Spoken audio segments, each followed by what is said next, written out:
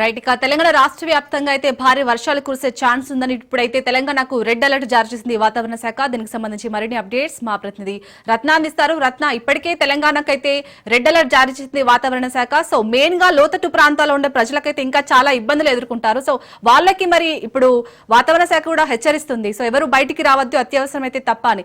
అలాంటి ప్రాంతాల ప్రజలకు ముందస్తుగా ఎలాంటి చర్యలు చేపడుతుంది ప్రభుత్వం?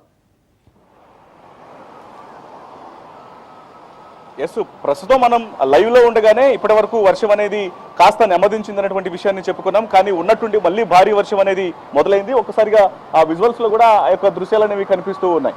ఎందుకంటే కొద్దిసేపటి క్రితమే ఇటు అధికారులు సైతం ఈ యొక్క వర్షాలను దృష్టిలో పెట్టుకొని అలర్ట్స్ ను చేంజ్ చేశారు. ఇప్పటి వరకు ఆరెంజ్ అలర్ట్ మాత్రమే ఉందని చెప్పినటువంటి వాతావరణ శాఖ అధికారులు ఇప్పుడు ఒక్కసారిగా రెడ్ అలర్ట్ ను జారీ చేసినటువంటి పరిస్థితి కనిపిస్తోంది. మనం ఒకసారి ఒకసారి వచ్చినటువంటి అలర్ట్స్ ను కూడా చాలా క్లియర్ గా గమనించవచ్చు.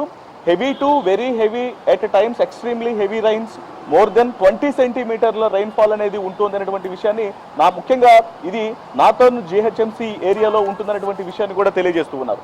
దాంతోపాటు దీని యొక్క ఇంపాక్ట్ కు సంబంధించి కూడా ఎందుకంటే వాటర్ కూలింగ్ అనేది రోడ్ల మీదకి వాటర్ అనేది ఎక్కువ వచ్చి చేరుతూ ఉంటుంది, ట్రాఫిక్ కంజెషన్ ఏర్పడుతూ ఉంటుంది, అలాగే చాలా రోడ్లన్నీ కూడా బురదమయం అయిపోయి ఉంటాయి. అలాగే కింద ఒకసారి చూడొచ్చు, చెట్లు అలాగే ఎలక్ట్రిక్ పోల్స్ విరిగి కింద పడేటువంటి అవకాశాలు ఉంటాయి అనేటువంటి విషయాన్ని కూడా తెలియజేస్తున్నారు. డ్రైనేజ్లు మొత్తం కూడా ఎక్కడికక్కడ క్లాగింగ్ అయిపోయి ఉంటాయి అనేటువంటి విషయాన్ని కూడా వాతావరణ శాఖ అధికారులు తెలియజేస్తున్నారు. అంటే వాస్తవానికి జిహెచ్ఎంసీ లిమిట్స్ లో అత్యధిక వర్షపాతం అనేది 11 నుంచి 12 సెంటీమీటర్లు, 13 నుంచి 14 సెంటీమీటర్లు అనేది భారీ వర్షం కురిసినప్పుడు, అతి భారీ వర్షం కురిసినప్పుడు నమోదవుతూ ఉంటుంది.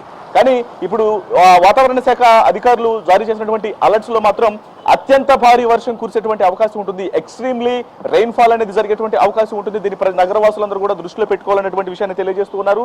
కేవలం హైదరాబాద్ మహానగరంలో కేవలం జిహెచ్ఎంసీ లిమిట్స్ లో మాత్రమే కాదు, తెలంగాణలో పలు జిల్లాల్లో కూడా ఈ యొక్క అలర్ట్స్ అనేవి ఉన్నాయి. కాబట్టి ప్రజెంట్ తెలంగాణకు నేడు రెడ్ అలర్ట్ ను జారీ చేస్తూ వాతావరణ శాఖ అధికారులు ఉత్తర్వులు జారీ చేశారు. సో వీటన్నిటిని దృష్టిలో పెట్టుకొని ప్రజలందరూ కూడా అప్రమత్తంగా ఉండాల్సినటువంటి అవసరం ఉంది. ఎందుకంటే చాలా స్పష్టంగా తెలియజేస్తూ ఉన్నారు, ఎప్పటికే స్కూల్స్ కు హాఫ్ డేస్ ప్రకటించినప్పటికీ కూడా మధ్యాహ్నం నుంచి వర్షం యొక్క ప్రభావం అనేది చాలా ఎక్కువగా ఉంటుంది. అలాగే వాతావరణ శాఖ అధికారులు అంటే ఎక్స్ట్రీమ్లీ హెవీ రైన్ఫాల్ అనేది ఉంటుందన్నటువంటి విషయాన్ని చెప్తున్నారు. కాబట్టి ఖచ్చితంగా చెట్లు విరిగిపడేటువంటి అవకాశాలు ఉంటాయి, విద్యుత్ తీగలు తెగిపడేటువంటి అవకాశాలు ఉంటాయి, పూర్తిగా రోడ్లన్నీ కూడా జలమయమై ఇబ్బందికరమైనటువంటి వాతావరణం క్రియేట్ అవుతుంది. కాబట్టి వీటన్నింటినీ ప్రజలందరూ కూడా దృష్టిలో పెట్టుకోవాలనేటువంటి విషయాన్ని వాతావరణ శాఖ అధికారులు చాలా క్లియర్ గా తెలియజేస్తూ ఉన్నారు.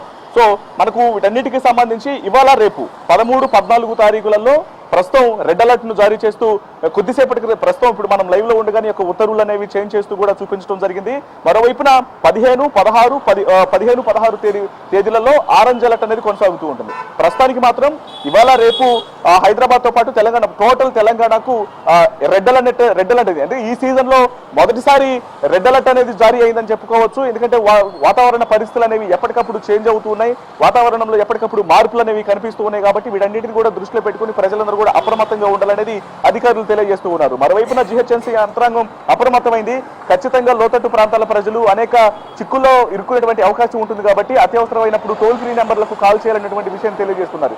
ఎందుకంటే మనకు ఎగువ ప్రాంతాల నుంచి కురిసినటువంటి వర్షం అనేది దిగువ ప్రాంతాల ప్రజలకు ఇబ్బందికరమైనటువంటి వాతావరణం ఎదురవుతుంది. ముఖ్యంగా ఒక రకంగా చెప్పాలంటే ఇప్పుడు జూబ్లీ హిల్స్, బంజారా హిల్స్ లో వర్షం కురిస్తే దాని యొక్క ప్రభావం అనేది కింద ఎత్తున్నటువంటి దిగువ ప్రాంతాల్లో ఉన్న కృష్ణానగర్, వెంకటగిరి, యూసఫ్గూడ, బస్తీ లాంటి ప్రాంతాల్లో ఎలా ఎఫెక్ట్ అయితే చూపిస్తుందో శ్రీనగర్ ప్రాంతాల్లో, అలాగే నగర వ్యాప్తంగా ఆయా చెరువులకు దగ్గరగా ఉన్నటువంటి ప్రజలు కావచ్చు, లేకపోతే ఎగువ ప్రాంతాలకు ఆనుకున్నటువంటి దిగువ ప్రాంతాల ప్రజలు అనేక రకాల అవస్థలు పడేటువంటి అవకాశం ఉంటుంది. కాబట్టి సాధ్యమైనంత వర్ష తీవ్రతను గమనించుకొని సురక్షిత ప్రాంతాలకు తరలినటువంటి పనులు చేస్తే మాత్రం ఇంకా బెటర్ అనేటువంటి విషయాన్ని వాతావరణ శాఖ అధికారులు తెలియజేస్తూ ఉన్నారు. ఇక ఇది కేవలం హైదరాబాద్ మహానగరంలో మాత్రమే కాదు, తెలంగాణ రాష్ట్ర వ్యాప్తంగా మరోవైపు ఇప్పటికే కొన్ని చెరువులు తెగిపోయి రోడ్ల మీదకు వరద నీరు అనేది వచ్చి చేరి ఆ రాకపోకలు అనేవి ఇబ్బందికరమైనటువంటి వాతావరణాన్ని సృష్టిస్తున్నాయి. మనం ఇప్పటికే చాలా స్పష్టంగా మనకు ఉన్నటువంటి సమాచారాన్ని బట్టి ముఖ్యంగా సూర్యాపేట జిల్లాలో ఇటు పులిచింతల డ్యాము పరిసర ప్రాంతాల్లో వరద నీరు అనేది ఎక్కువగా చేరిన తర్వాత పరిసర గ్రామాల్లో ఉన్నటువంటి గ్రామాలలో రాకపోకలు అనేవి అవాంతరం ఏర్పడుతుంది. ఇలాంటి పరిస్థితి అనేది రాష్ట్ర వ్యాప్తంగా ఉన్నటువంటి ఆయా ప్రాంతాల్లో కనిపిస్తుంది. కాబట్టి వీటన్నిటిని కూడా దృష్టిలో పెట్టుకొని ప్రజలందరూ అలర్ట్స్ ను దృష్టిలో పెట్టుకుని బయటికి రావాలనేటువంటి విషయాన్ని కూడా తెలియజేస్తున్నారు. అయితే హైదరాబాద్ మహానగరంలో పిడుగుల ప్రభావం అనేది పెద్దగా లేకపోయినప్పటికీ విలేజెస్ ఎక్కువగా జిల్లాలలో పిడుగులు పడేటువంటి అవకాశాలు ఉంటాయి. కాబట్టి హెవీ రైన్ ఫాల్ అయినప్పుడు దీన్ని కూడా దృష్టిలో పెట్టుకోవాలనేది వాతావరణ శాఖ అధికారులు తెలియజేస్తున్నటువంటి మాట. రత్నాలకి తెలంగాణ వ్యాప్తంగా అతి భారీ వర్షాలు కురిసే ఛాన్స్ ఉందని చెప్పారు. ఇప్పటికే రెడ్ అలర్ట్ జారీ చేశారు. మరి ఏవైతే ముంపు ప్రాంతాలు ఉన్నాయో ఆ ప్రాంతాల ప్రజలకు ప్రత్యామ్నాయంగా ఎలాంటి ఏర్పాట్లు చేశారు? మంత్రులు ఒక అత్యున్నత స్థాయి సమావేశాన్ని ఏర్పాటు చేయడం జరిగింది. మనం కొద్దిసేపటి క్రితం చూసాం. మంత్రి సీతక్క తను ప్రాతినిధ్యం వహించినటువంటి ములుగుకు ప్రజలందరూ కూడా అలర్ట్ గా ఉండాలి, ఖచ్చితంగా అత్యవసరం అయితేనే బయటికి రావాలి, ఏ రకమైనటువంటి సమస్యలు ఉన్నా సరే వెంటనే అధికారులకు తెలియజేయాలి, రాకపోకలు చేసేటువంటి వాళ్ళు ప్రధానంగా అత్యవసరం ఎమర్జెన్సీ సమయాలలో తగిన ప్రికాషన్స్ ను తీసుకొని ప్రయాణాలు చేయాలి అనేటువంటి విషయాన్ని చాలా స్పష్టంగా తెలియజేయడం జరిగింది.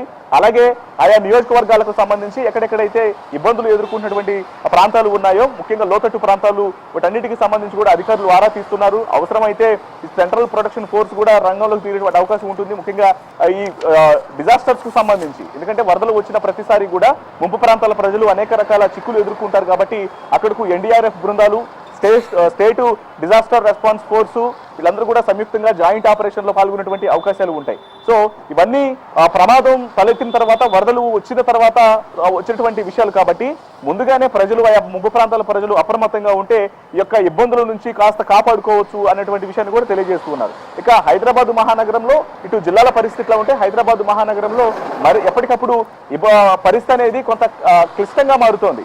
ఇప్పటి వరకు కూడా మనం చూసాము కొంత వాతావరణ పరిస్థితి అనేది చేంజెస్ గా కనిపించిందని. మనకి ఇక్కడ జిహెచ్ఎంసీ లిమిట్స్ లో వాతావరణ శాఖ అధికారులు రిలీజ్ చేసినటువంటి రాడార్ ను చార్ట్ ను ఒకసారి చూస్తూ ఉన్నాం.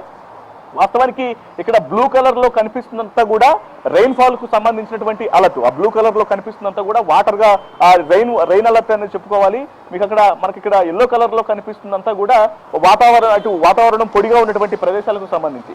అయితే మనకి పూర్తిగా బ్లూ కలర్ లోకి మారిపోతుంది. ఎప్పటికప్పుడు దీని తీవ్రత అనేది ఎక్కువ అవుతుంది. ఇప్పుడు అనేక ప్రాంతాలు మనం ఒకసారి చూడొచ్చు. పంజగుట్ట పరిసర ప్రాంతాలు కావచ్చు, రాజేంద్ర నగరు, అలాగే పటాన్ చెరువు ప్రాంతాలు, మొత్తం హైదరాబాద్ లో ఒక ప్రాంతం అని కాదు, సిటీ శివారులతో కంపేర్ చేసుకుంటే మొత్తం అన్ని ప్రాంతాలను కూడా వర్షం కమ్మేసినటువంటి దృశ్యాలు చూస్తూ ఉన్నాం. సో ఈ పరిస్థితి అనేది దాదాపు ఇవాళ రేపు ఇదే అలర్ట్స్ అనేవి కంటిన్యూ అవుతున్నటువంటి విషయాన్ని వాతావరణ శాఖ అధికారులు తెలియజేస్తూ ఉన్నారు. సో ఇవాళ రేపు రెడ్ అలర్ట్ అనేది ఉంటుంది. ఆ తర్వాత 2 రోజులు కూడా ఆరెంజ్ అలర్ట్ అనేది ఉంటుంది. కాబట్టి దీన్ని దృష్టిలో పెట్టుకునే ప్రజలందరూ కూడా తగినట్టుగా ప్లాన్ చేసుకోవాలి అనేది అధికారులు తెలియజేస్తున్నటువంటి మాట. Right, thank you Ratnakumar.